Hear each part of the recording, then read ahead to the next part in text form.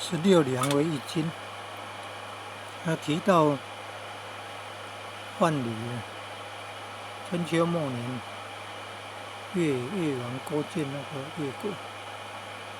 越国的大臣范蠡，我知道越王勾践会那个杀害功臣，后来就很快退隐了，到了北方做生意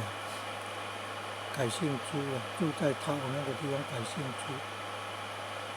他那个做生意很有钱，人称陶朱公。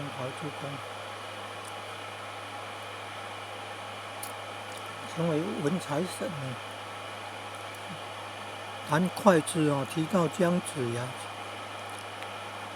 介绍会稽提到那个姜子牙姜太公，他妻子嫌他没出息，然后用毒肉要害死他，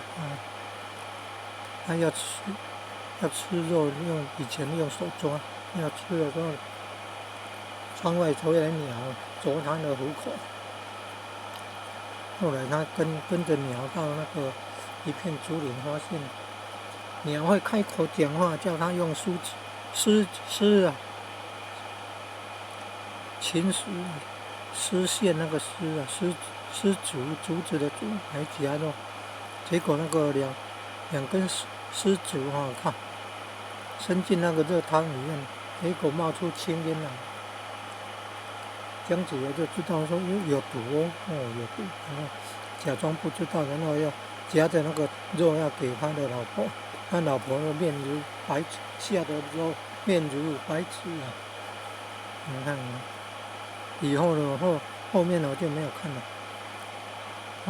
害人之心不可有不可以看清男人，认为男人没出息夫妻本是同林鸟，现来世各自后，各有因缘，各有因果，不能再换因果。然后儿孙自有儿孙福，不要为儿孙造孽造罪孽，贻害子孙。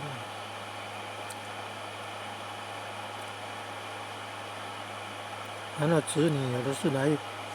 还债，有的是来讨债的。夫妻是因缘，有的善缘，有的恶缘。要了解夫妻是缘子女是债参考佛教的经典，要有因果观念